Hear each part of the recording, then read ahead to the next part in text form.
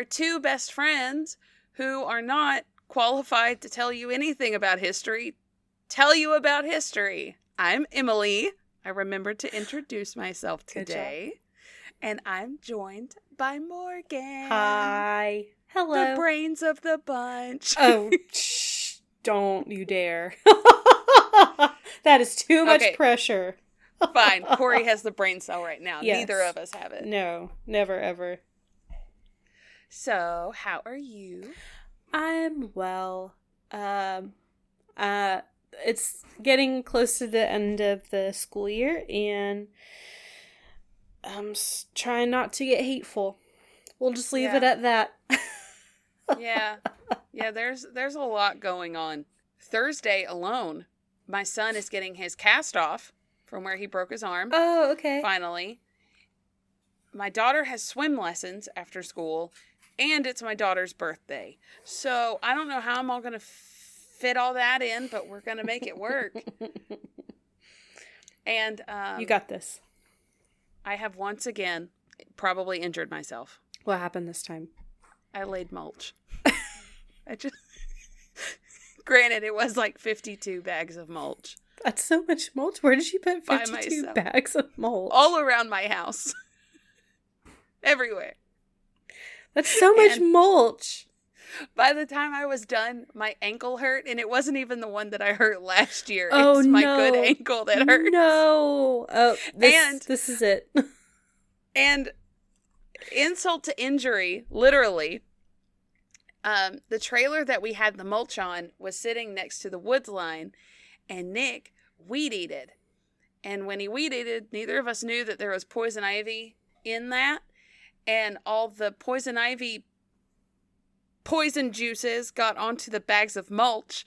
So I'm scooping them up with my bare arms. I'm just wearing a t-shirt. I have poison ivy. This is a week and a half old. Poison ivy all up and down my arms. There's some on my thighs. I don't know how that happened. I was wearing leggings, full leggings. I don't know. Oh my God. Yeah. Oh no, I'm so sorry. It's okay.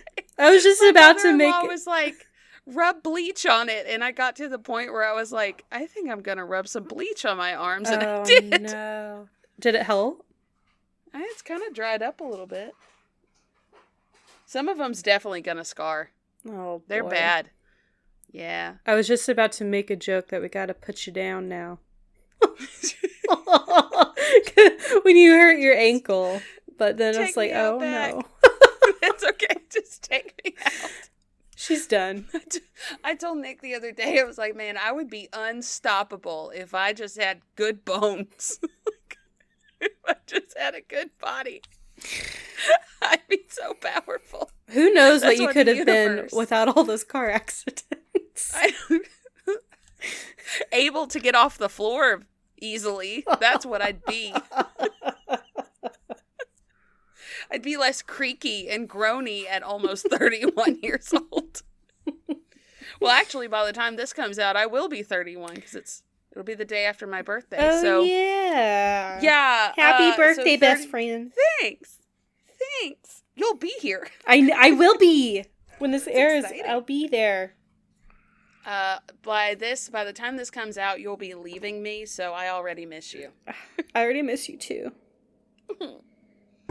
Hopefully I'll be able to come down in the summer. We'll see how summer schedule goes. We have a whole boat for you to boat on. Come down. Yeah. Okay. Well, we're not talking about boats, poison ivies, or broken ankles today. I mean, there actually might be a boat thrown in there, but we should get into the skit. Let's get it on. It's winter in 1918 at an airfield in Canada. Two nurses are attending an air show on their day off and chatting with one another while they try to stay warm in the crisp, cool air. Why did you insist we come out here? I'm freezing my buttocks off out here. To see those planes, of course. Why wouldn't you want to come see them? I've heard so many stories from the soldiers at the hospital. I just had to come see them myself. Look, They're starting.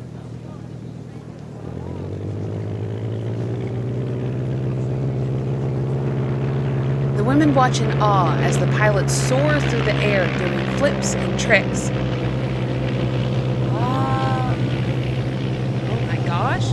Oh.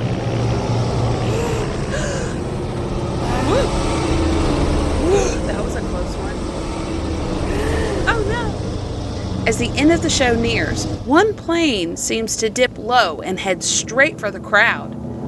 Everyone begins to run, except for one of the nurses. She stands there and feels the wind from the plane as it swoops down close to her and pulls up just before it's too late.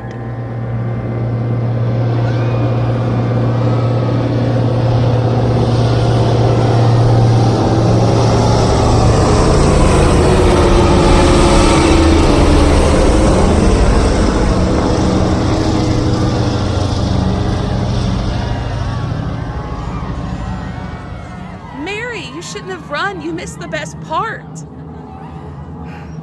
Sometimes I think you've lost it. It was at that moment that Amelia Earhart's love of airplanes started, and her legendary tale as an aviator began.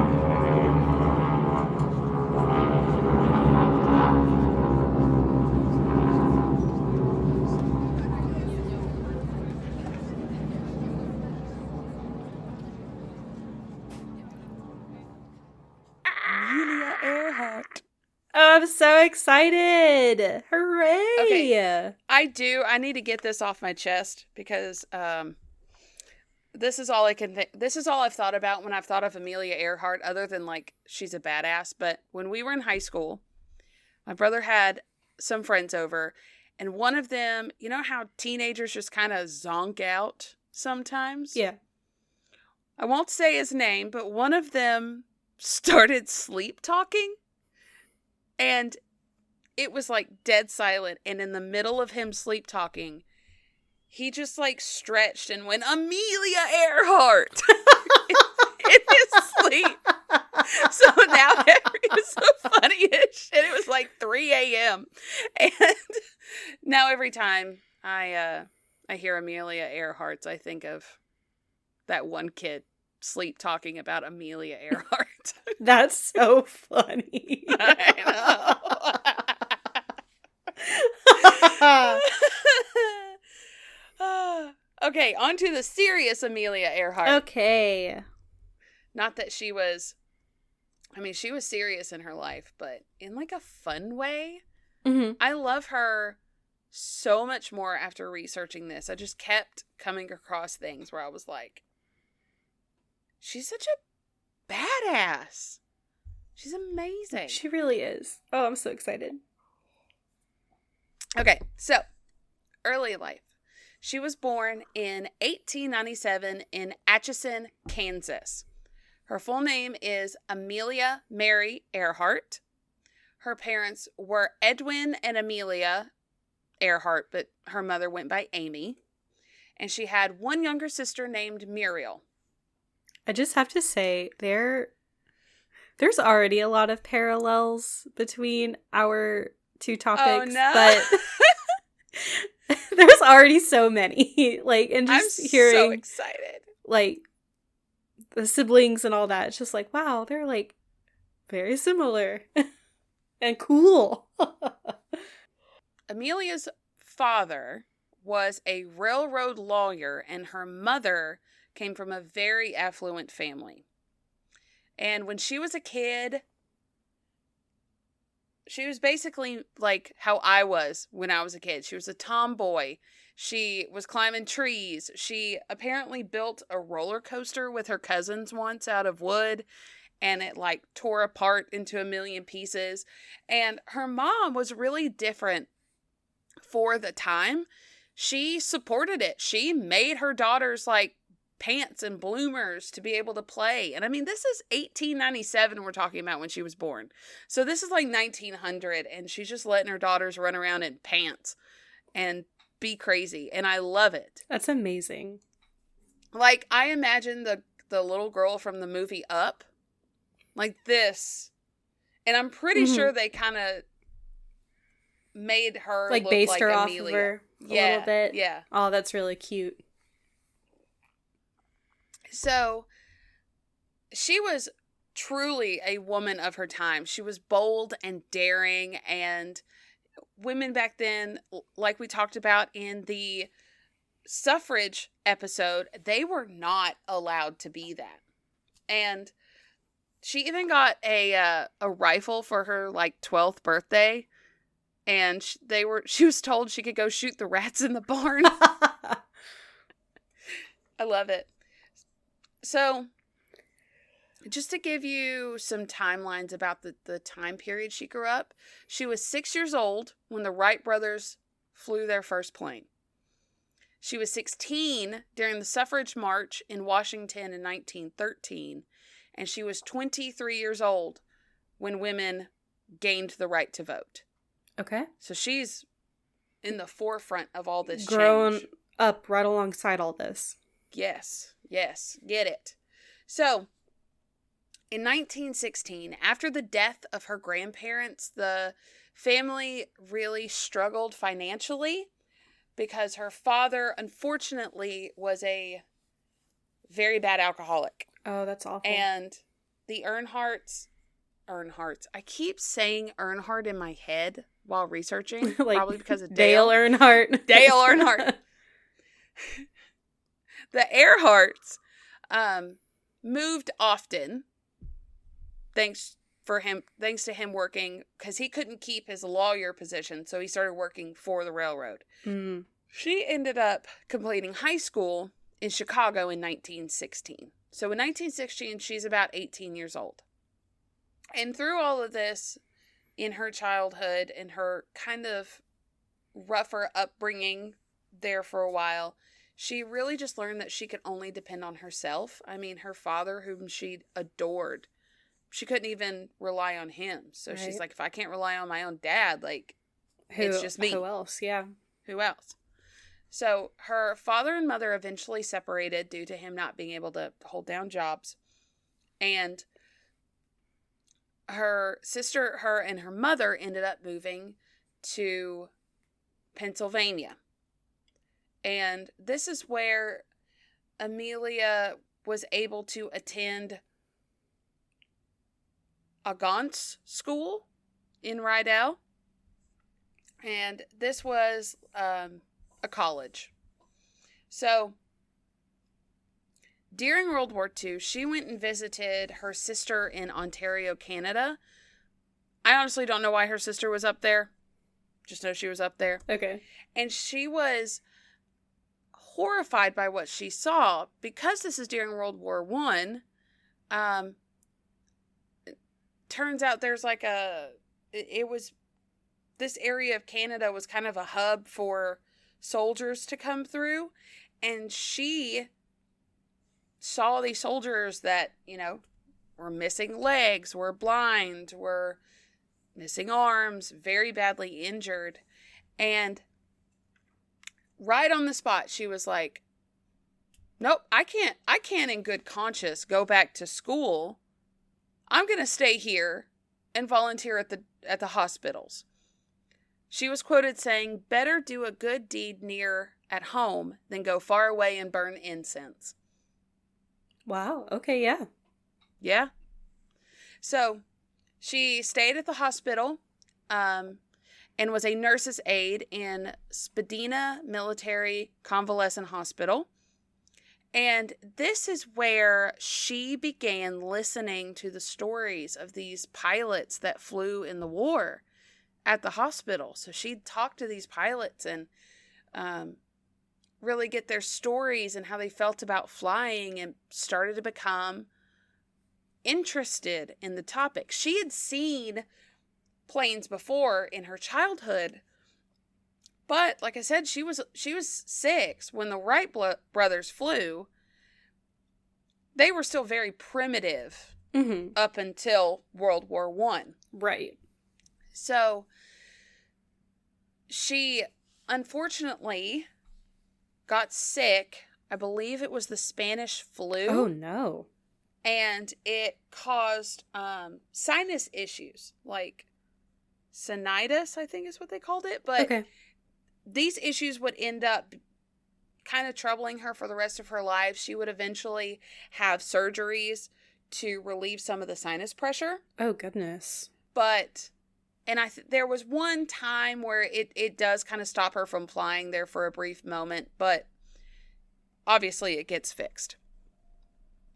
So this next part I put learning to fly. So in 1918, during the summer, this is our skit. This is when they were attending that air show and the pilot buzzed the crowd. And apparently everyone went screaming for the hills. And Amelia is standing there, like, arms out, like, this is amazing. Oh, how iconic is that? I know. I'm like, I just want to, like, to be a fly on the wall and watch her just be like, oh my God. So remember, this was the winter of 1918. Mm-hmm. In the fall of 1919, she enrolled as a pre-med student at Columbia University in New York. Oh, shit. Good for her. Yeah. So Amelia ultimately did leave the university in the summer, the following summer, because her parents were urging her to come home. And I think Edwin and Amy, they were trying to make their marriage work. And the way this is worded, I think they wanted her to come home to try to help their marriage, which is kind of selfish. Was she like, but were they wanting her to be like a referee or something, or? I don't know if they just like needed help, like around the house or money or something like that. She didn't come home to work for the family. I don't know. But she ended up going to Los Angeles where her parents were to help them. And that December of 1920, she attended an air meet in Daughtry Field in Long Beach, where a man named Frank Hawks was part of the show. He was a record-breaking aviator as well. He was also a soldier in World War I. So he's doing these air shows, and she convinces her dad to convince Frank Hawks to give her a ride in his plane. Casual. Cash. Yeah, no. Hey, can you just give my daughter a plane ride real quick? She just really, really, really wants to go up in the plane. Thanks. Yeah. And he agrees. Wow. So he gives her a ride, and her dad is thinking, she's going to get this out of her system. She's going to get up there and either be scared to death or just be like, that was fun. I'm done, and go on with my life. It was only a 10-minute flight, and that is literally the opposite of what happened. I'm sure. Before they even like got up off the ground, she was like, this is my life. Yes. Woo. I want to do this. Like, obsessed. It was obsession. December of 1920 is when that happened. She took her first flying lesson January the 3rd of 1921. Within weeks. That's amazing. She just knew. And she insisted on having a female instructor because she was afraid the men would just intimidate her, maybe not take her very seriously. And she found a woman named Anita Snook, or Netta Snook. Okay. And the classes were $1 a minute for flight school. That's so expensive. Yeah. I kind of want to see, because I didn't look it up, I meant to. $900 an hour. What? Holy shit. Yeah. Oh my God. Which, I mean, honestly, I don't know how far that is off from just like regular flying lessons today. I have no idea. I feel like they're expensive. Yeah. So maybe it's on par. I don't know. Probably. But still, that's a lot of money, especially for like a woman in the 20s. Yeah. Yeah. She was only taking the lessons on the weekends, and she had to work all these crazy jobs. I mean, she worked in a photography studio, a filing clerk, at a telephone company. She did, like, a truck driver at one point just to pay for the flight lessons. Aww. And she had, in one of the I couldn't find the picture. I do have pictures on the skip, by the way. Yes. I have little girl Amelia, and she's real cute. Yeah. She had really long hair, and she cut it just a little at a time so her mom wouldn't notice. Oh, wow. Until it was, like, too late. Yeah, it gets to a point where, like, hey, wasn't it, like, below your shoulders? Now it's above your shoulders. Yeah. Yeah, and then she had that signature kind of flowy... Short haircut, yeah. Something. Yeah, I don't know what to call it. I don't either. So Anita was the first woman aviator in Iowa, the first woman student accepted at the Curtis Flying School in Virginia, first woman aviator to run her own aviation business, and the first woman to run a commercial airfield. Damn, go Anita. Go Anita. I know, I was like, I don't want to tell too much about her because she's kind of a badass. I might want to cover her later. Yeah. And Netta said, quote, "I'll never forget the day that she and her father," referring to Amelia, "came to the field. I liked her on sight." She just has one of those faces, too. She does. And they became close friends. They, like, would go on double dates together. And aww. That's really cute. I know, it was sweet. So, later in 1921, she would meet her future fiancé, Sam Chapman, who was living as a boarder in her parents' house. That's one way to meet, yeah. When you already live in the same place. Exactly. Convenient. So, July of 1921, she purchased her first plane on her 25th birthday for $2,000. Wow. Go Amelia. Yep. Seriously. And it was a Kenner Airster that she named the Canary because it was bright yellow. Oh. It was cute. On December 15th of 1921, Amelia took and passed her trials for the National Aeronautic Association license. And then 2 days later, she participated in an exhibition flying at the Pacific Coast Ladies Derby at the Sierra Air Dome in Pasadena. Get it, She's just, like, getting it. So, this is her first record. In 1922, October 22nd, she participated in an air meet and broke a record of the unofficial woman's altitude record of 14,000 feet. Damn. Yeah, she was only 25 years old at the time. But it was the unofficial record, you said? That's what they said, but it is recognized as her first record ever broken. Okay. Yeah. Get it, and that girl. was multiple sources said that, yeah. Okay. So, 1923, just 2.5 years after starting her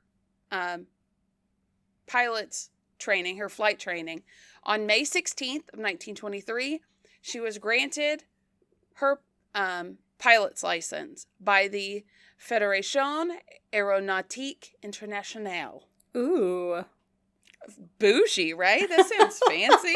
I like how things that are just in French are automatically bougie.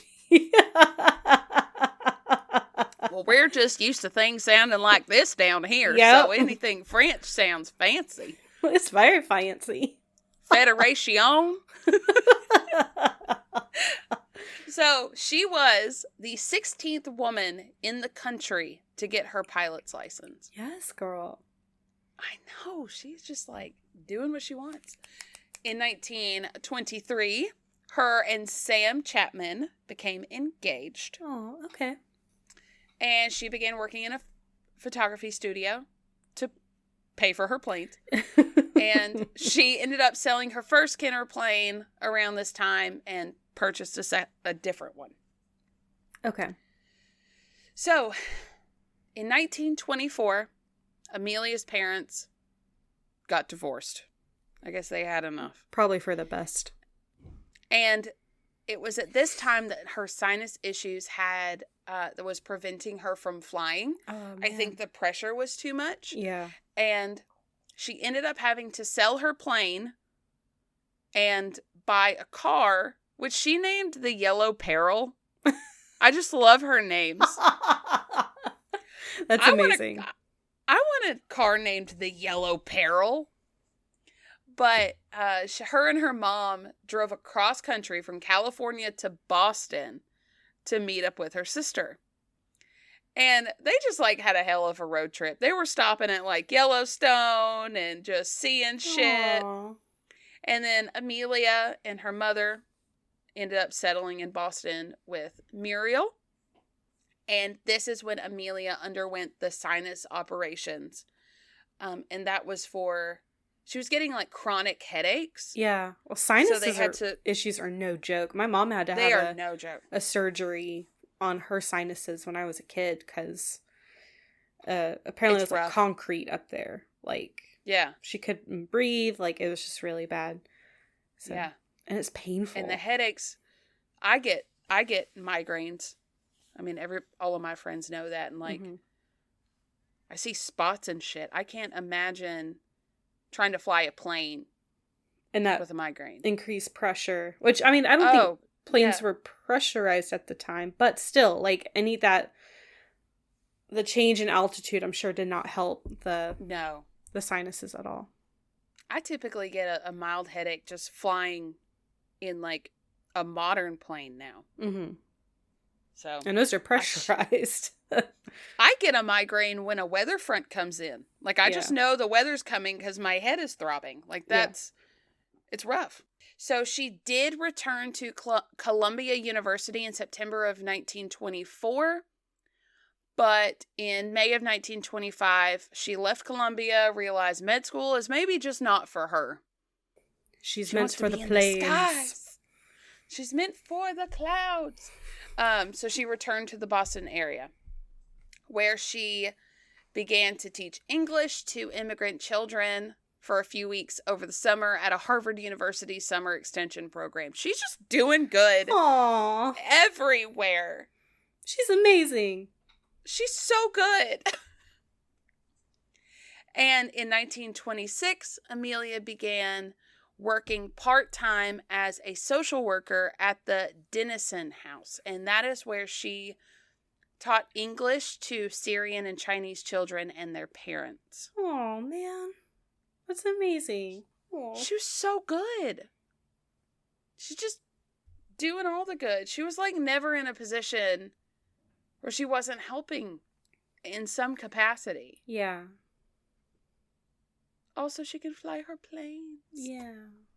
I mean, she was a nurse. She was doing all this stuff. Like, yeah. Yeah. So, Amelia, and through this time, she is still flying when she can. It's not like she's taking a break, but I don't think at this time maybe she didn't have her own plane, or she was having to borrow planes, or I don't know exactly what. It didn't really... There was kind of a gap in her flying, and I think she was still flying. She didn't set any records. She didn't do anything for a few years. I guess trying to get shit together. Yeah, and maybe just like renting a plane every once in a while to keep her skills fresh and her license and check and stuff like that. I'm going to tell this story. I only heard it from one source, but it sounds like some shit she would do. And, okay, so apparently she was watching another woman fly in an air show, and that lady crashed her plane. I don't know the status of that lady's health. I just know she crashed the plane. Mm-hmm. And apparently someone in the crowd made a comment that this is why women shouldn't fly planes. Oh, gosh. Because they're not as good. So, she jumped in a plane and started doing stunts. Oh, wow. For the crowd. That's amazing. Now, this is the part where I don't know if she was, like, already going to be a part of the show, or if she knew someone and was like, hey, can I borrow that plane real quick? Or, I don't know I don't think she stole a plane. Mm-hmm. That doesn't seem like her. But somehow she acquired a plane, started doing tricks, landed it perfectly, flawlessly, like the boss bitch she is. And apparently the press came up and were like, why did you do that? And she was like, I did this to show that women are as good of pilots as men. Hell yeah. And this stunt really got her name out. Like, it got it, out there because of the press. And I don't know when she said this quote, but it felt like it fit here. Quote, women must pay for everything. They do get more glory than men for comparable feats, but also women get more notoriety when they crash. Yeah. Yeah, I feel that. And I'm sure it's more placed upon their gender versus it being like an accident. Like, no one's going to say like, oh, this man crashed a plane because he was too manly. You know what I mean? Oh, no one's ever said that. He was too manly and he crashed the plane. But a woman could be flying a plane and the entire wing could fall off and it'd be her fault somehow. Yeah. Because she's too feminine. Yeah. At least during this time it was. Yeah. So, she gets a call. It's an exciting call. Ooh. And in 1928, that call is from Captain Hilton H. Rayleigh? Is it Raleigh? Raleigh? No, it's Railey. Rayleigh. Oh, okay. Yeah. He asked Amelia if she would like to be the first woman to fly across the Atlantic. Just casually called her up. Like, hey. I saw you do some tricks. You want to fly across the ocean? We just so happen to be looking for an attractive, college-educated woman to be Lindbergh's equivalent. Even though she never really completed college degrees, but they could tell. She went to college. Yeah, she's educated. Amelia, of course, checked his credentials first and then was like, I'm in. Sign me up, bruh. Hell yeah. And she kept the information to herself. She didn't tell her friends or family shit until she locked it down, because she's like, I don't want anybody else to go do that. Yeah. So I'm going to keep this to myself. And this is where she met George Putnam. He was representing the sponsors of this flight. So the idea of this flight was kind of created by a woman named Amy Guest, who had purchased the plane and had originally planned to complete the flight herself, but later just financed the flight. I don't think she was able to do it. Mm-hmm. So the flight would start at Trepassey Bay, Newfoundland, to Buryport, Wales, on a whirlwind-powered Fokker, with an O, Fokker, F-7 airplane named the Friendship. Oh, cute. Doesn't that sound very SpongeBob? The Friendship Fokker. Do stuff together. Just a Fokker friendship. So, there was one tiny little issue, though. No one told her she wouldn't be piloting the plane. Oh. She was mad as fuck. Oh, I'm when sure. She found out that she was going to be a passenger, and she referred to herself as a sack of potatoes. Because she's like, if I'm not flying, I'm a sack of potatoes. Right. Her job was to be record the things that happened. Yeah, that's weird. You approach, do you want to fly across the Atlantic? That, I would presume that meant that I would literally fly the plane, not just be in the plane while someone else flies. Yeah, no. They meant as a passenger, apparently, and she was very upset. Rightfully so. Yeah, I mean, I was mad for her. So, the plane was piloted by Wilmer, or Bill, Schultz, with Louis Slim Gordon. Bill and serving Slim. As Bill and Slim. Man, I wish Bill's name was Jim. I know. You'd have Slim and Jim. Jim and Slim. Jim, Slim, and Amelia. And Richard E. Byrd served as a technical consultant. So you've got Bill, Slim, and Dick? And Amelia. And Amelia. So, this plane did have pontoons. It was not, this flight I don't think was recorded as a continuous flight. Oh, as a consecutive flight. So I think they did have to like land or do something or gotcha. Whatever. I don't know. I don't have the time to go through the specifics of every flight she did because we'd be here for 7 years. Yeah. It'd be a 6-parter and we don't have time for it. So on June 17th and 18th of 1928, Amelia Earhart became the first woman to fly across the Atlantic Ocean as a passenger. Okay. Yeah. That is important as a passenger. So after they arrived, I mean, they kind of do their little tour of Europe, of course. They did a lot of cool things, like meet a lot of important people. I don't have time to get into that. Yeah. So they had fun. And on the return voyage, aboard a naval ship, Amelia met Captain Harry Manning, who instructed her in navigation, and he was very good at navigation. Okay. So she made a friend.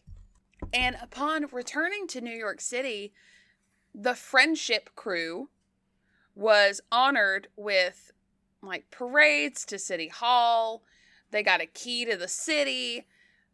Pretty similar typical celebrations. Yeah. You know, it happened in Boston, Medford, and Chicago too. Just keys to every city. And they kind of coined her as Lady Lindy. Like Lady Lindbergh? Yes. But she didn't even fly the plane. She was just there. Lindbergh wasn't even there. Like, I had feelings. She had feelings about it too. She didn't like the name. Yeah. Because she wanted her own name to be. She's Amelia Earhart. She doesn't need to be Lady Lindy. I don't want to be tied to Lindbergh.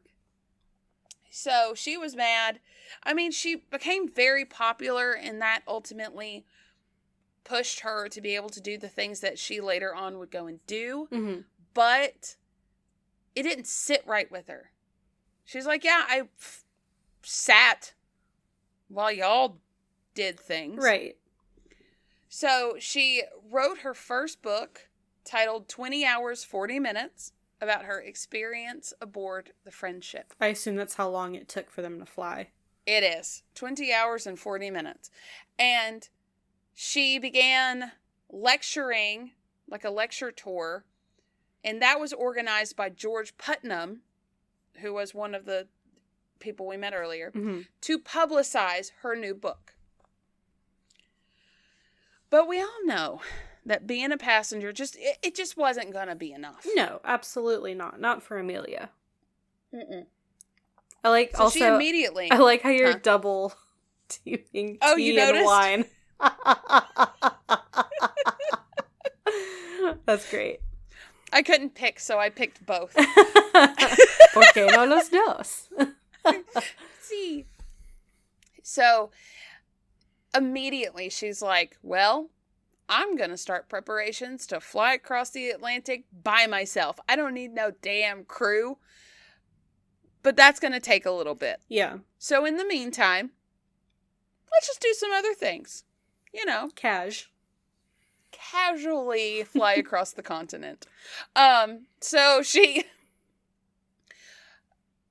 she went on to complete her first solo round-trip transcontinental, so that's just across the United States, flight by a woman between September and October of 1928. Good, go. I know.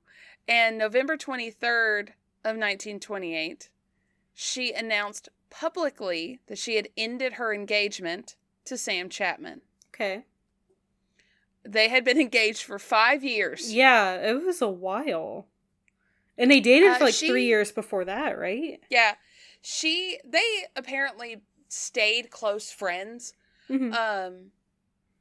But she was very hesitant about getting married because she saw all the people around her getting married and then completely stopping their careers. Yeah. Completely stopping everything. And she didn't want that for herself. She loved her job. She loved what she did. And even Netta, when Netta got married, she quit flying. Yeah. I mean, so you're a housewife now. Like, a lot of them probably had kids, and it just... Yeah. Makes sense. Yeah. So, she publicly announced her and Mr. Chapman are no longer. And during this time, she was appointed the aviation editor for Cosmopolitan magazine. They had an aviation editor? Yes. I love that. And began writing several aviation articles a year for the publication. Okay. I love that. So I love how that was just a thing. They're like, yeah, you can be our plane gal for the magazine. In Cosmopolitan. I know. So, moving on up. All right. In 1929, Amelia acquired a single-engine Lockheed Vega airplane. Ooh. And she competed in the women's air derby race from Santa Monica to Cleveland, Ohio. And they also called it the Powder Puff Race. Okay. And it was the first cross-country race for women, and she finished 3rd place. She only finished 3rd place because she had plane issues at takeoff, fixed it, and then still got 3rd place. Good for her. July 1st, 1929, she was appointed the assistant to the general traffic manager at Transcontinental Air Transport, which is now TWA. Okay. With special responsibility for promoting aviation to women travelers. Like public, flights? Yes. To women? Yes. Okay. This is a different time. It is. I know. See, in my brain, I'm like, put me on a plane right now. I'll go almost anywhere. But like 30 style, where it's like it was an event to fly on a plane in the 30s. Like, you dressed up for it. You had a few cocktails. Like, you just kind of hung out. It was a whole shindig. It wasn't the nightmare of boarding and stuff it is today. That's true. It was an event. Everyone was smoking. Yeah. Yeah. Minus the smoking and probably the plane safety. Because also planes weren't pressurized until a lot later, so they had to fly really low. Yeah. So. It was also very hot because they were not air conditioned. No. But still, it was still an event. It was still very fancy. Oh, yeah. I'd be so sweaty. I'd hate that. So, November 2nd of 1929, she helped organize the 99s. And this was the first women's pilot organization. And she would go on to become the first president in 1931. The 99s are still around today. And they're named the 99 after the original 99 charter members of the group. So it was all women pilots and helping them learn to fly. That's awesome. It is awesome. And in addition to her position at the transcontinental air transport, she accepted a public relations job with the Pennsylvania Railroad. So she's just doing shit. All of it. That's amazing. Because why not? So in 1930, with Eugene Vidal and Paul Collins, Amelia formed the New York, Pennsylvania, and Washington Airway Corporation, an airline that offered hourly round-trip service between the cities. So yeah, that was like public transport flying. And in July of 1930, she set the women's world flying speed record of 181.18 miles an hour. Oh, shit. Yeah. That was fast in 1930. Yeah. So in September 1st of 1930, she became the vice president of Ludington Lines, a commercial airline that had its inaugural flight. On that date, somewhere around this time, her father died of stomach cancer. Oh. In 1930, Amelia acquired her transport pilot's license. Okay, so she could do like cargo and stuff. Right. So what blew my mind the most about Amelia's story is that I don't feel like when we're taught about her or she comes up, we always talk about just her flights, her records, all she's done, and then her disappearance. We never seem to talk enough about what she was doing for the community and how she was a pioneer in getting mostly women, but just airlines into existence. Yeah. And making them what they are today. I mean, she was a big key player. She took her popularity and did so much freaking good with it. I didn't even know any of this. Yeah, I didn't either. I just knew, like, she was an awesome pilot and she disappeared. Like, that was it. She flew planes and now she's gone. Like, that's all we're ever told, and it's so much more than that. And it's so sad that, I mean, history distills amazing people's stories into just little bullet points like that. Yeah. You can't put a bullet point on this woman. No, not at all. She's too fast. I tried. I deleted some shit. I truly did. At one point she took like an all women's mechanic class for trucks. Like, she's just awesome. out there doing shit. In 1930, George Putnam asked for her hand in marriage. Putnam? Oh. Putnam. Yeah. And he had asked he was at least 6 times. He wasn't the guy that was he like the pilot on the flight? No, or? he was the one that organized her book tour thing. Okay, gotcha. So he wasn't a pilot, but he organized a lot of stuff for her. Okay. So basically like her manager. Okay. Apparently, in true Betty White fashion, he asked like 6 times before she said yes. And she was still very hesitant about getting married. Yeah. And she agreed to marry him only if after 1 year, if they were unhappy, that they would get divorced. Which, I mean, call it off. Makes sense. Like, she saw her parents go through probably hell in their marriage. Yeah. And she's like, no, I want to be happy and I want to be free. And if you don't let me do that, then bye. Yep. Bye. Makes sense. On December the 14th of 1930, she became the first woman to fly an auto gyro in the United States. Please look at the pictures. It's kind of like a helicopter, but it's not a helicopter. I was just about to say, it looks like it would be a precursor to a helicopter. Yeah, I think it is kind of a precursor to a helicopter, but it's not exactly a helicopter. Also, I have a fun fact about the etymology of helicopter. Okay. So you would think that the way that it's broken up would be heli and copter, right? Like, that's like how the word is broken up in its definition. No, it's helica or helico, which is spiral, and pter, which is wing. What? It's Greek. Like, if you think of, like, pterodactyl, and it has a P, T, E. Yeah. They're winged dinosaurs. So it's the pter. That means wing. So it's helicopter. Sorry, that was a really weird fun fact. I hate that so much for some reason. It doesn't seem right.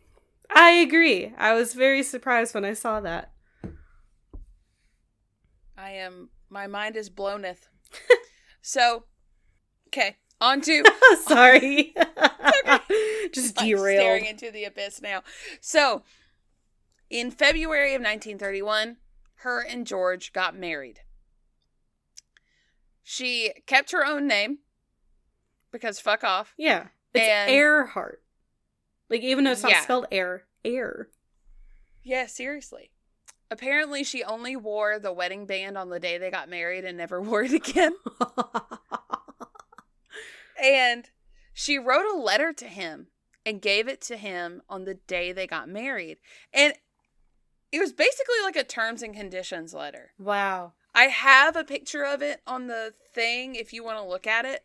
But some notable quotes from it is, "You must know again my reluctance to marry, my feeling that I shatter thereby chances in work which means most to me. I feel the move just now as foolish as anything I could do. I know there may be compensations, but have no heart to look ahead." And then she goes on to say, "Please let us not interfere with the other's work or play." This is bleak. Yeah, she says, "On our life together, I shall not hold you to any medieval code of faithfulness to me, nor shall I consider myself bound to you similarly." So she's basically saying, you either marry me with the condition of it's okay to have an open relationship or you're not marrying me. She just, like, she sounds like she did not want to get married at all. And, like, this letter is like, there's nothing about this where she's excited about getting married. She's like, I really don't want to get married. Yeah. And she's like, and I like how, where it says, "Dear G?" ? Or no, those are P's, sorry. Yeah. It's a typewriter. I was like, "Dear G?" What up, G? Dear GP. Okay. I think it's like what shook me the most is if we can be honest, I think the difficulties which arise may best be avoided should you or I become interested deeply or in passing in anyone else. So she's like, let's just not like super commit to each other. Yeah. I will try to do my best in every way and give you that part of me you know and seem to want. Now, by all accounts, they had a great marriage. They were married up until she disappeared. And they seemed to be very loving together. I do have some pictures of them together as well. I mean, there's him helping her put on her flight suit, and he never held her back, was always encouraging of her flights and never, asked her to do, anything. Well, it sounded like she was like, you better be supportive of me or else, Or, yeah. Yeah. Which I'm glad he was. Yeah, he apparently read the letter and was like, cool, let's go get married now. All right. Yeah. So in April 8th of 1931, Amelia acquired an autogyro for herself. I think this one she borrowed, but she set an altitude record of 18,451 feet at Willow Grove, Pennsylvania. Damn. That's that's more than high. 3 miles. Yeah. Wow. And on May 22nd of 1931, Amelia bought the Pitcairn, I think is what it's called, the autogyro.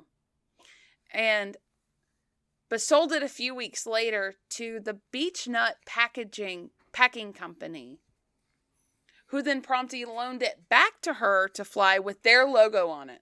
Oh. Huh. Yeah. Okay. So on May 29th, my birthday, between May 29th and June 22nd, she completed her first solo transcontinental flight in that autogyro as a flying ambassador for the Beach Nut Packing Company. And she became the first person to make a transcontinental flight in that kind of plane. Apparently, during this flight, she crashed it. Oh, no. In Texas, and was apparently later reprimanded in writing by the Department of Commerce. The Department of Commerce, like, hey, don't crash planes in Texas. Hey, thanks. Have you tried not crashing the plane, Amelia? I mean, I don't think it was totaled, but... I mean, she made it the rest of the way, so I assume not. Yeah. Man, I cannot stop yawning.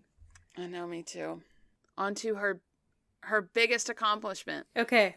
To date. So in 1932, after writing her second book called The Fun of It, on May the 20th and 21st, despite a failed altimeter, dense fog, and a fire from her exhaust manifold, Amelia became the first woman and only the second person to fly solo across the Atlantic Ocean. Hell yeah. She did it! Yay! She had flown from Harbour Grace, Newfoundland to Londonderry, Ireland in her single-engine Lockheed Vega. And apparently, because of the fog and then there was a really bad storm, it kind of pushed her a little off course. Oh, no. She ended up in a pasture. She just landed in a pasture in Ireland and like taxied her plane up to the front door of this cottage and was like, "Hello." Hi. Surprise. And they were like, "Oh my gosh, have you flown from far?" And she went, "Yeah, America." And that cottage is now the Amelia Earhart Center. I know. Oh. It's so cute looking, too. Oh. And this was exactly 5 years after Lindbergh made his solo flight across the Atlantic. Wow. Exactly. He started on May 20th as well. Wow. That's awesome. So, yeah. Amelia became the first person to cross the Atlantic twice by air nonstop, setting a record for the fastest Atlantic crossing, 13 hours and 30 to 40 minutes. Damn. Yeah. And the longest distance flown by a woman. And was it like her flight back that got her like the second one? Or is it another? I guess so. Okay. I guess so. Yeah. That's how I read it. And you got to remember, other people have been attempting this and just dying. Shit, yeah. And it was reported that towards the end, she was so calm and collected, she like tuned into an opera that was on the radio. Really? And was just like chilling. Wow. Yeah.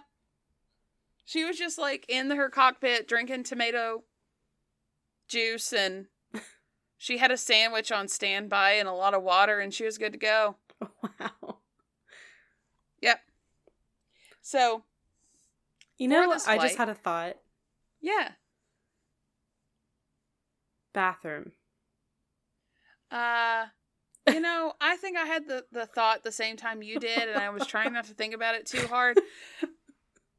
Well, if she's alone, I would have to guess a bucket. I was thinking either a bucket or a diaper or... I mean, it's an open cockpit, right? No, not that one. Oh, it wasn't? Okay. No, not at that time. They were closed off. Okay, I was just thinking like you just kind of stick your bum at the side of the plane. What if you fell out? You should have used a diaper or a bucket. That's just, those are, I'm sorry. I'm very tired, and that's just like, my brain was like. Oh, I thought of it just now. I went through the whole research without thinking of it. And then we had the thought at the same time. When you're like, water, sandwich, tomato juice, I was like, but bathroom? She just put autopilot on real quick. There you go. And then, just a little, okay, taking care of business. Yeah. So for this flight, she was awarded the Certificate of Honorary Membership of the British Guild of Air Pilots and Navigators. All right, people from Britain, why do you name shit so long? That was a mouthful. This is a very long name. We love you, but the Certificate of Honorary Membership of the British Guild of Air Pilots and Navigators. Chill. Oh my God, chill. Get some acronyms in there. Jesus. Yeah, shorten it or something. You could have just said really good pilot. So she was only the second non-British pilot to receive that honor. Not even woman, just second non-British pilot. Wow. Yep. She spent tons of time visiting Paris and other places while she was there. George ended up meeting her over there. On June 15th, they came back, and they were guests of honor at the White House, where President Hoover presented Amelia with the National Geographic Society's prestigious gold medal, being the first woman to receive the award. Hell yeah! On July 29th, Congress awarded Amelia the Distinguished Flying Cross. Again, first woman to earn that. She also received honorary membership in the National Aeronautic Association, and Amelia won the Harmon Trophy as America's Outstanding Airwoman in 1932. Hell yeah. Go Amelia. And she was awarded the Cross of Knight of the Legion of Honor by the French government. Again, why is it so long? Cross of Knight of the Legion of Honor. The Legion of Honor. The French need to chill out too. And this is another one of her quotes. Don't know when she said it. I felt like it fit here. Quote, never interrupt someone doing something you said couldn't be done. Fuck yeah. Fuck yeah. Can I get that as a tattoo? Seriously. That's an amazing quote. Never interrupt someone doing something you said couldn't be done. Yes. Yeah. Hell yeah. Yeah. I think that's just a really good life lesson too. Yeah. Oh, they're doing it. Don't interrupt them. You said they couldn't do it. Mm-hmm. So, not stopping yet. August 24th and 25th of the same year, Amelia set the women's record for the fastest nonstop transcontinental flight, Los Angeles to Newark, New Jersey, in 19 hours and 5 minutes. That's crazy. And, just so I remember this right, so the transcontinental flights were taking her 19 hours. Did you say it took 19 hours for her to cross the Atlantic as well? Or was that 13? 13. Damn. 13 hours and 30-ish minutes. Wow. Yeah. Damn, America's big. I was literally just thinking, I was like, damn. Which I'm sure there's, like the ocean, there's nothing blocking the wind. It's just the ocean, whereas like in the land you have like mountains and storm systems and blah, blah, blah. But still, like, 6 more hours? Okay. Yeah. And you're over land. Yeah. Which is, in some areas, more dangerous, but in some areas safer. Because if something goes wrong, you have a better chance of being able to land it somewhere. Right. Whereas if you're over open ocean, that's it. Put your floaties on. Yeah. She didn't have pontoons on these planes. No. Like that she first did not one. have pontoon. No. So, 1933. Amelia visited the White House as a guest of the Roosevelts. Okay. And her and Eleanor became like besties. Aww. I love And apparently Eleanor. after a dinner party one night, Amelia was like, you want to go for a plane ride? And they like took a plane ride. That's amazing. She wanted to see DC at night. So Amelia was like, I got you. And like flew her around at night. That's amazing. Is that not awesome? I love that. Aw, and I love Eleanor Roosevelt too, so that just makes me happy. So she participated in the national air races and in July broke her own North American transcontinental record with a flying time of 17 hours and 7 minutes. Damn. She just like shaved an hour off. 2 hours off. 2 hours. 2 hours. Also, at this time, I forgot to say, she sold her plane to the Franklin Institute in Philadelphia, and it was placed on permanent exhibition in their aviation room. I don't know if it's still there. Okay. It'd be really cool if it was. Then Amelia won the Herman Trophy for America's Outstanding Aerowoman for the second year in a row. And then this year, she resigned as the vice president of the National Aeronautic Association. So in 1934, she launched a fashion house to manufacture and market clothing designed by her and luggage. That's amazing. And it was initially a success. It did shut down fairly quickly, I guess, within the year. I guess women weren't ready for pants yet. I don't know.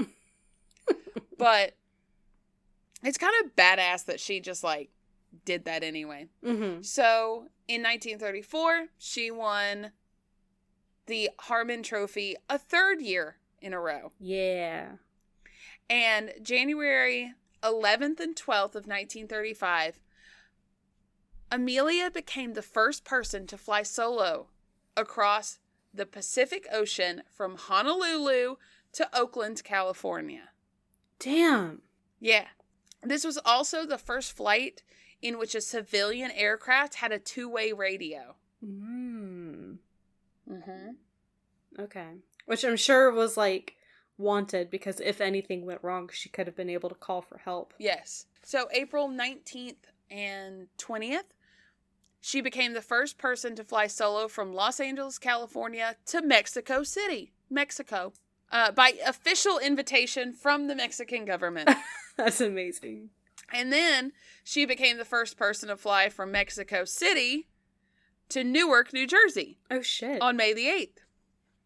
She's just traveling. She's like, let me just fly my plane everywhere I go.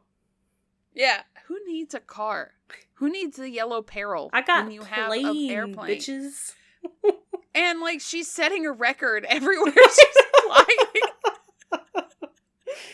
It's incredible. I know. And she was the first woman to compete in the national air races in Cleveland, Ohio. And she just joined last minute with a guy named Paul Mance. And she then accepted a position at Purdue University as a consultant in the Department for the Study of Careers for Women. So she would basically be like a live-in mentor on campus. Very cool. And she continued to do this part-time until her death. Disappearance. And she was really there to just empower women. And one of the documentaries said that the male students were really worried that too many of the female students were going to talk to Amelia and that none of the female students were going to want to marry them because they would be too busy with their careers and being successful. Sweet little precious baby boys. It's okay. They're still gonna marry you. They're just gonna have a job too. Yeah. She is married and has a job. You just gotta be supportive. Bare minimum. Yeah. That is the bare minimum. Literally the bare minimum. So, in 1936, in July, Amelia acquired a Lockheed Electra 10E airplane, and she called that her flying laboratory. It was financed by Purdue University, and with this new airplane, Amelia seriously began to think about around the world.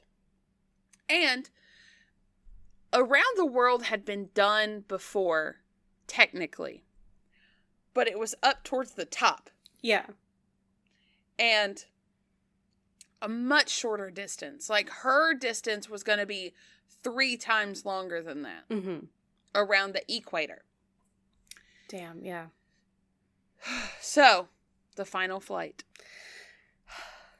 And this is the most heartbreaking thing, and I needed to go ahead and get it out of the way. She was going to give up long-distance stunt flying after going around the world. Oh, man. She's like, I've got one more really long, big flight in me, and then I think she was going to take a step back and really focus on other things. Yeah. She was nearly 40 years old. Yeah. And this is hard shit. It is. And, like, once you do that, what else is there? You know what I mean? Yeah. In early 1937, to help finance Amelia's world flight, George, her loving husband, arranged for gimbals in New York to sell letter covers that Amelia would carry with her, and then along the route, mail back to the collectors. Okay. 10,000 of those were sold. Damn.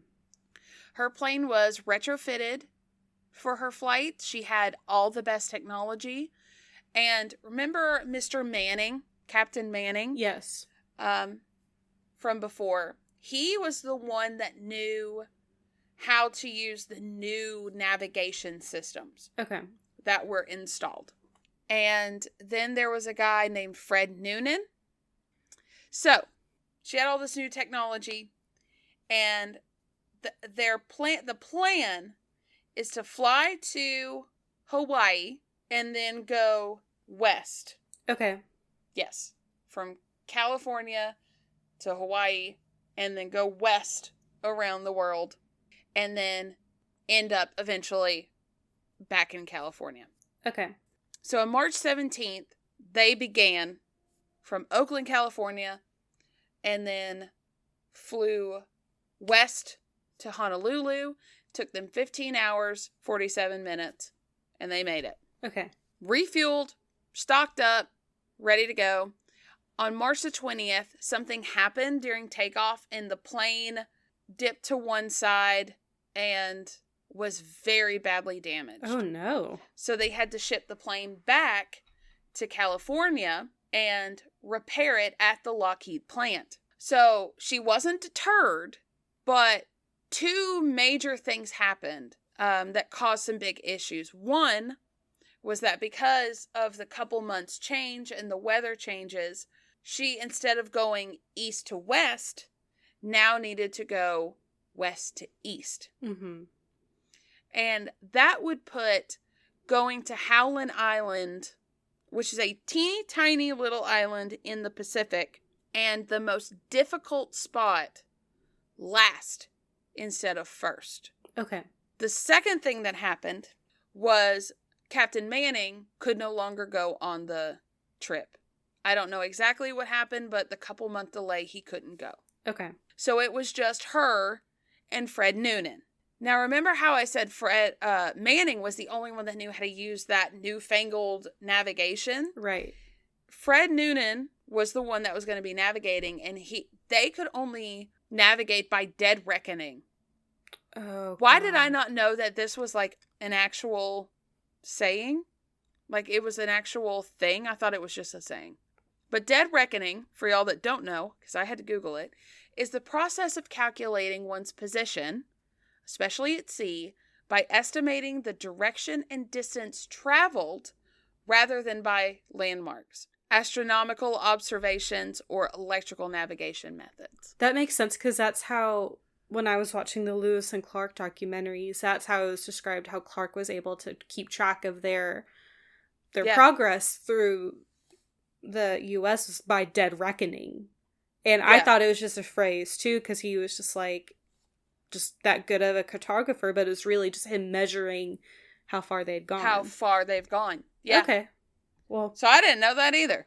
But we're all learning something. Yes, but I feel like that would be very hard to do oversee when you don't have landmarks? Well, it is estimating the direction or the distance without using landmarks. So, yeah. I think they were just doing math and figuring out how fast the plane is going, what time did we leave, how, probably where using are like we, the position of the sun and all that. But... And then at night, they would look at the stars. Yeah. And then during the day, dead reckoning. And up until, the last leg of the, trip, it worked. I mean, they've been using they had a system. So they take off for a second time. Took, let's see. So they departed from Miami, Florida, traveled west to east this time on June the 1st. So it took them 3 months to fix. A little over 2 months, actually. So in 2 months, they traveled they stopped at 24 different places. They have tons of telegrams and photos documenting the journey. And eventually, they touched down in Illequippedhistory, New Guinea. They had traveled over 22,000 miles in this flight so far.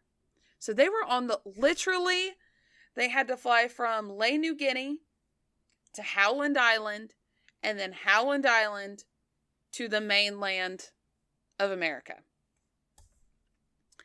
And they departed Illequippedhistory, New Guinea on July the 2nd. And she was quoted a couple days before she left. Quote, "Not much more than a month ago, I was on the other shore of the Pacific, looking westward. This evening, I look eastward over the Pacific. In those fast-moving days, which have intervened, the whole width of the world has passed behind us, except this broad ocean. I shall be glad when we have the hazards of its navigation behind us." And then they left. Now, they lost contact. They couldn't get contact for a very long time because of just how far out they were. Mm-hmm. They did have, in preparation of her trying to find this teeny tiny island, they had a ship called the Itasca. It was a naval ship. It had all the fuel, all the supplies they would need, and it was able to burn coal and cause black smoke. Okay. So she could see where the island was. Because, I mean, it's tiny. It didn't even have an airstrip on it. They built one just for her. Wow. Knowing that they would use it for, like, the military later on. Yeah. That's how they justified it. But it was teeny tiny. It had no form of, like, communication or anything. So that was another reason to have the ship there. Yeah. So they went off. And I didn't write down the specifics because I could take an entire episode just talking about this one flight. But I'm not going to do that. Because there's so many things you can just watch and get more details. But I believe it was around 3 a.m. that they started getting, they could hear her. But for some reason, she couldn't hear them. So it was only kind of like a one-way something happened with the wiring. Neither of them knew how to use that navigation equipment. They kept saying things like, "We should be on you, but I don't see you." And they didn't see Amelia. And then they were, I believe it was the last word she ever said was, on record, was "wait." And then it just like went dead. Like they didn't hear anything else. Oh, that's chilling. Yeah. Yeah, if you listen to it's, oh my God. So, after hours, They began a search. And after 16 days, they called it off. And she was officially pronounced lost at sea. Oh, that's so tragic. I have a couple things. One, okay. I have lived my entire life, for some reason, believing that she was lost in the Atlantic. Because people always bring up, like, the Bermuda Triangle and stuff. And for some reason, I don't know if I just had false, like, connections. But my entire life, I thought she was lost somewhere in the Atlantic Ocean. Not the Pacific Ocean. I honestly couldn't tell you where I thought she went missing. I don't know. I mean, maybe because you hear about her transatlantic journeys so much that you just associate with her with the Atlantic. Maybe. That could be it. Again, I don't know if it was just like I was told wrong or if I just made those false connections. But also, no one ever talks about her co-pilot. Ever. No, Fred Noonan? Yeah. Nope. They act like she went down solo. Solo, yeah. And another man lost his life that day, and, like, we need to talk about Fred. Yeah, he was just as important and vital to the success of this mission as Amelia was. Exactly. And apparently they became great friends over the course of this. Yeah. And he was a tiny bit of an alcoholic, but I don't think it affected him while flying. Yeah. I think that was just, like, on land. And I say that because some people are like, oh, I bet he was drunk while he was flying. Amelia would not have taken someone who was going to do that. No, like, and her dad was an alcoholic. Like, she wouldn't have allowed something like that to jeopardize, like, their safety, the mission, or anything. Nope. So, okay. I'm not putting on the tinfoil hat. Okay. We're not going to go JFK. I'm going to get the silly ones out of the way first, and then we're going to talk about what could have happened. Mm-hmm. Actually, what could have happened. So, what are some theories? Let's get the goofy ones out of the way. She was a spy. Okay. Does anything that we've talked about in the last, I don't know, hour and a half led to maybe she's a spy? No. No, not at all. So apparently the myth is that she was spying on the Japanese for the Roosevelts. And President Roosevelt was like, I would never send a close friend of mine to do something like that. But never. Also, why? Like, no one was in wartime. So I don't know. Because this is before. Yeah, this is 2 years before World War II broke out. Yeah. Like, why the Japanese? And why would she travel from Miami to go to Japan? As a cover, Morgan. As a cover. You gotta get weird Did she even go to Japan on her flight? She left from from Guinea, New Guinea, right? That's like in the that's south of Japan. Yeah. I don't think so. But apparently she landed on the Japanese island of Saipan and was captured and then executed. Apparently, family members from Amelia and some Japanese military officials confirmed this. No credible sources have come out on this. No. Okay. But those military officials said, lots of air quotes going on, guys, that the plane was cut into pieces and thrown into the ocean. Okay. So, apparently, and I don't know what year this was, apparently some Marines said they opened a safe in Saipan and it contained Amelia's briefcase. That doesn't make any sense. I know, it doesn't. Okay, moving on. She moved to New Jersey? So apparently another theory is that she survived the flight and in secret moved to New Jersey, changed her name to Irene Bolam, and became a housewife. There's a whole book written on this in the 70s. Wow. And then Irene Bolam was a real person, and she straight up sued them for $5 million in damages because, like, she's like, I'm not Amelia Earhart. Did they just, like, go through the telephone book and were like, there's a name. We picked this woman's name. And yes, she looks kind of similar, but not enough to, like, say that was Amelia. And guess what? There's only so many different ways a human face can be. Like, yeah. Also, that doesn't make any sense. It doesn't make any sense. That's the last thing she would have wanted. That's her hell. Yeah. Be a housewife and not fly anymore or do anything and, like, hide who she was. She didn't even change her name for marriage.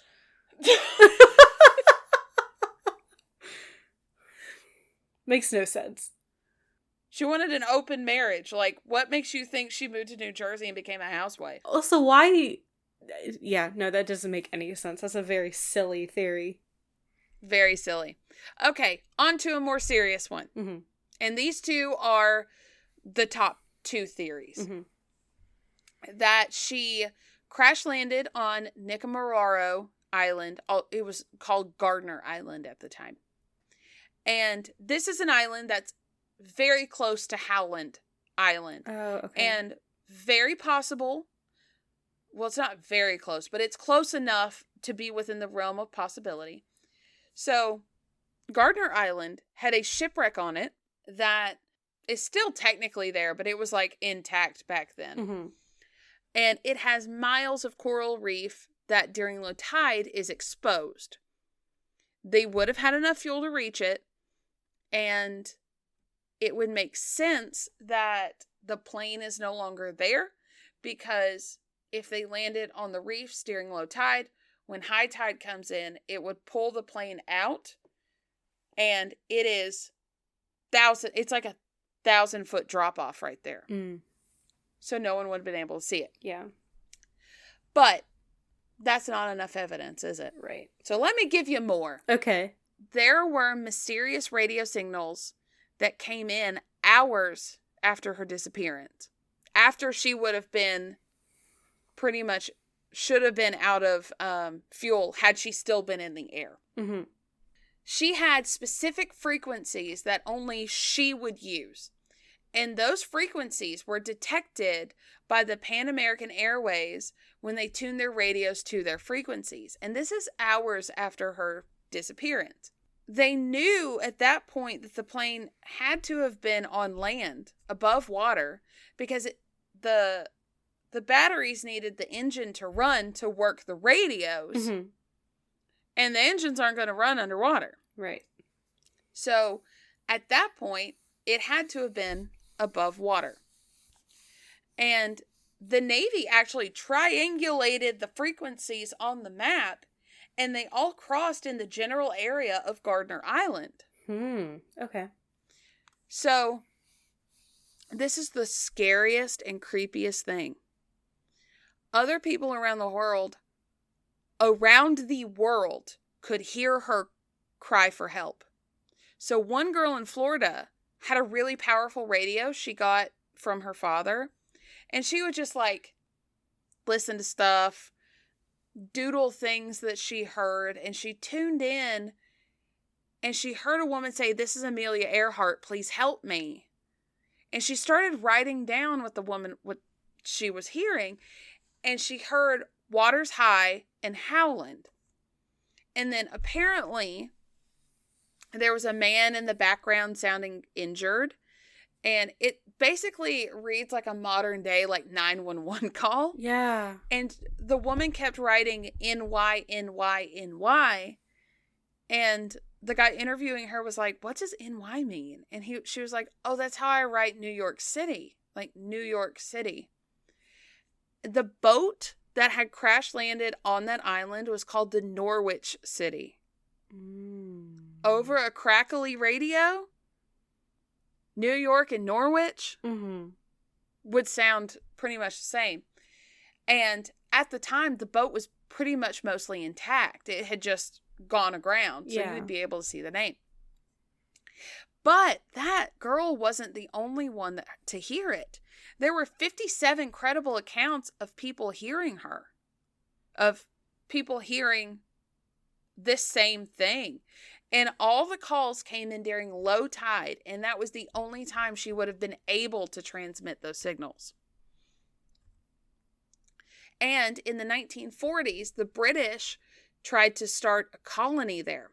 And they found bones and what appeared to be a woman's shoe, probably a size 10-ish, and noted that they just might be Amelia Earhart.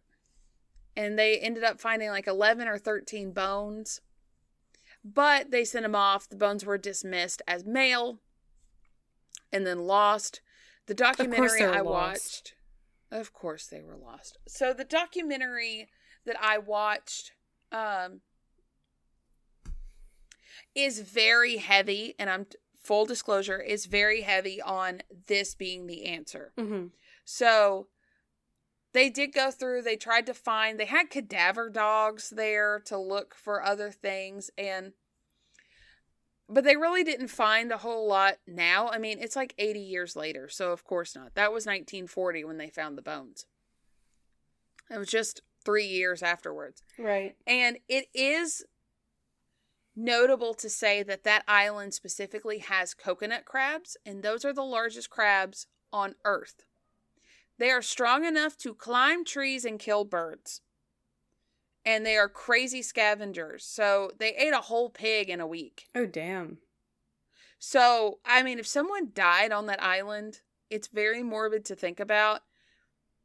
It would get scattered. Yeah. For sure. There are hundreds of them. Oh, I wish we had those bones so we could do some kind of DNA testing. Because, I mean, they're dismissed as male, but Fred Noonan was also on that plane. Why would they just be dismissed when there was a male victim in... Because they were only worried about freaking Amelia. Oh my gosh. So... Oh, I want to find the bones so we can, like, test them or something. They found more. They found a zipper pull from the time period. They found a glass cosmetic jar that once contained freckle cream, and she had crazy freckles, and 2 pieces of plate glass from makeup, specifically 20th century rouge. It is important to note that Amelia was very conscious about her appearance. Like when she crashed the plane in Hawaii, she came out and was like powdering her nose because she was... Wow. She knew that the cameras were coming. Yeah. So she knew how to like not play the cameras, but be the part that she needed to be. And she would definitely carry her makeup with her on her airplane. And if she just had it in a bag and just grabbed her stuff and got out of the plane, it would be with her. Mm-hmm. In 1991, they found some sheet metal that looked like it was from a plane. But they couldn't get it to line up on any of the surviving Electras. So one theory is that they made a hard landing at one of the stops while going around the world, and one of the back windows shattered. Well, they didn't have a window to patch it, so they just patched it with the aluminum. So... See, now you're getting into, like, crazy speculation at this point. I know. And I do believe they might have a picture of the patch of it on the plane. Okay. But, and even the people in the documentary were like, that was in 1991. We still don't know if this is the patch. Mm-hmm. But it would make sense that it's just a flimsy patch if it came off. Yeah. Like, that would make kind of sense. But we're not saying this is definitively it. Yeah. They think it could be. And I appreciate that. Yeah. I will say, like, all of that is compelling. Yes. And I've got one more tiny piece of evidence with this one. Okay. So on October 13th of 1937, just a couple months after Amelia disappeared, a British officer, Belvington, Eric Belvington, took a picture of the island. Now, at the time, the Norwich city was still intact and standing. And everyone was so focused on the Norwich city that they didn't actually really look at what else was there. And in the far left of the picture, sticking up out of the water is something. Okay. Now, they sent it to photo forensic team, and they think it could be landing gear from the Electra. So if it landed and the landing gear broke off, it would be stuck up. And it does fit the shape of the landing gear of the Electra. Okay. But it's a blurry picture from 1937. So, I mean... Yeah. It could be anything. And by then, the plane would have gone under. So... I just assume now the next step is to go to the bottom of the ocean. They have. They have. They have. The one that I watched, they didn't really find anything around the island, but they're still looking. Mm-hmm. And that brings us to the final theory, and also the official naval documentation. The crash and sink theory. Yeah. They ran out of fuel, crashed into the ocean, and sank. And that has kind of just been the entire explanation until recently. Oh. Until February of this year. Really? So, pilot and real estate investor Tony. Okay, one source said Romeo and one said Romeo. I'm going to say Romeo. That sounds better, yeah. That sounds better. Tony Romeo. Tony Romeo.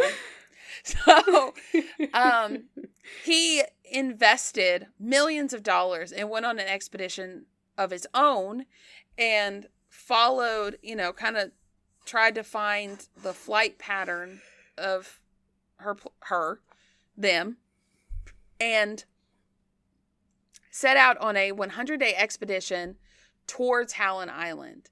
And they found they did sonar, and they found an image. Oh God, did I forget to show it to you? Okay. It's not in the notes. Okay, image of... Okay, it is... Oh, it's so tiny. Never mind. Let me try again. Oh, I'm expanding it. Okay. Okay, there you go. So... Now, I know it looks like shit, but it's 16,000 feet below the water. And it is vaguely plane-shaped, yeah. And that's deeper than the Titanic. Wow. Yeah. So, apparently, there are no other known crashes in the area. And, I mean, that's a plane. Like, or something really plane-shaped. Yeah. So, a lot of people still aren't convinced. And it's not that they don't think that that's not plane-shaped. It's that I'm not going to believe it until we get a rover down there to see it. Yeah. And that should be happening soon. Oh, really? So you said that the Navy's official theory was that the ship ran out of fuel, crashed and sank, but you said this kind of contradicts that theory. How does that...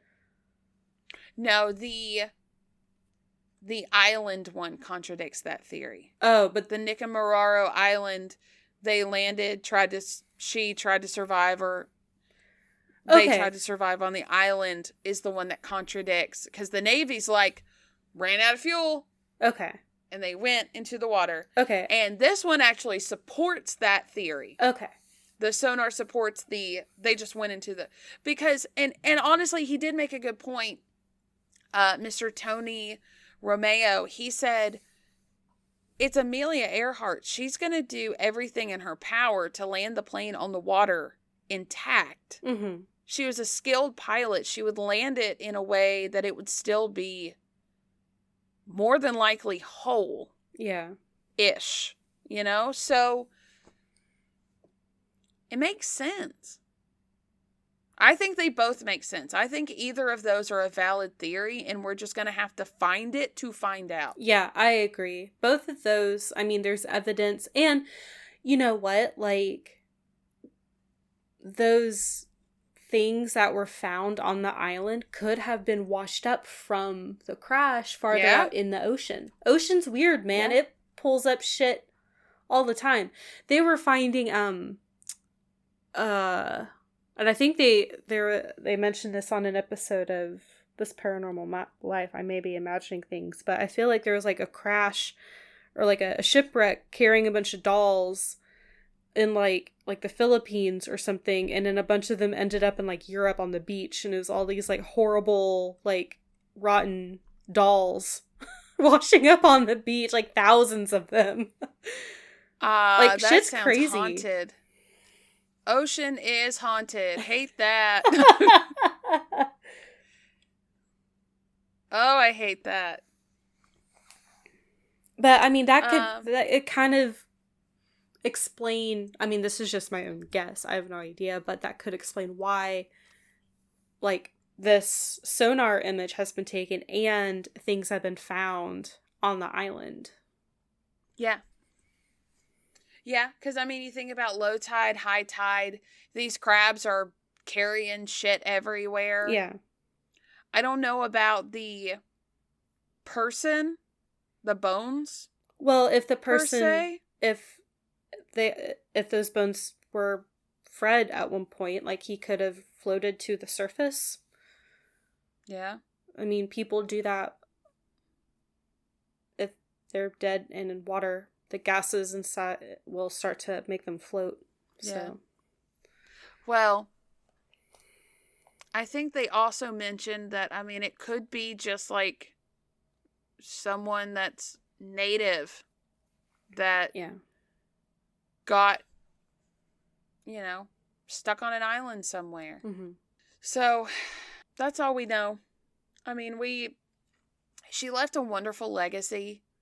She's the reason that thousands of women served in World War II as pilots. And honestly, I think she's one of the most influential people in the 20th century. Yeah. Because everything she did was to help others and to prove that women were just as good as men. Yeah. And I have a few quotes, just 3, to send us off. Okay. Adventure is worthwhile in itself. The most effective way to do it is to do it. I like that one.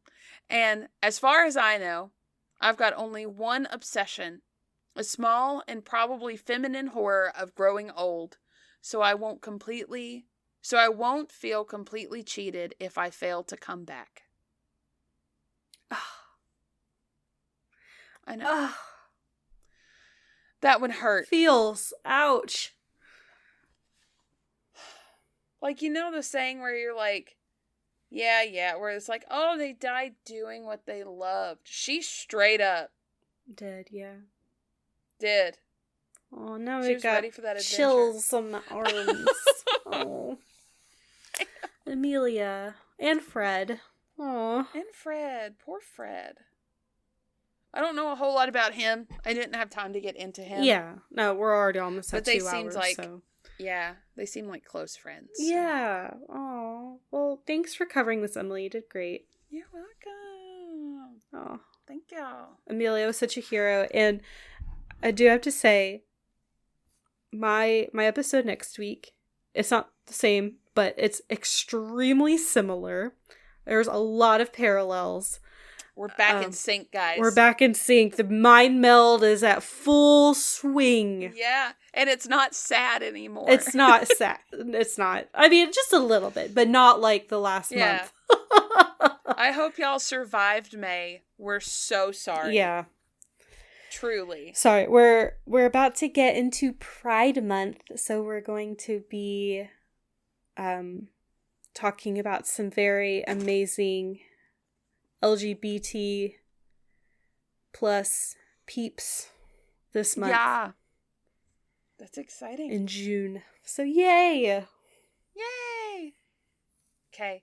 Well, we should do our socials. Yes. Yes, we have those. Yes. Yes. Do you remember our socials, Emily? No. It has been more than 2 weeks since we have recorded.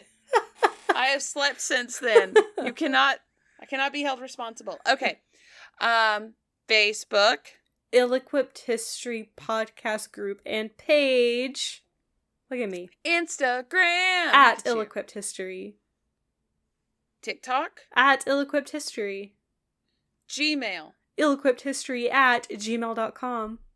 Patreon. Patreon.com/ill-equippedhistory. Look at us, we did it! Yay! We did it. Okay,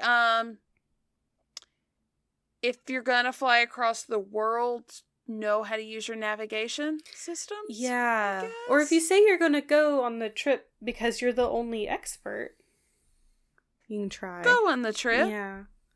And be brave, be fearless, be bold.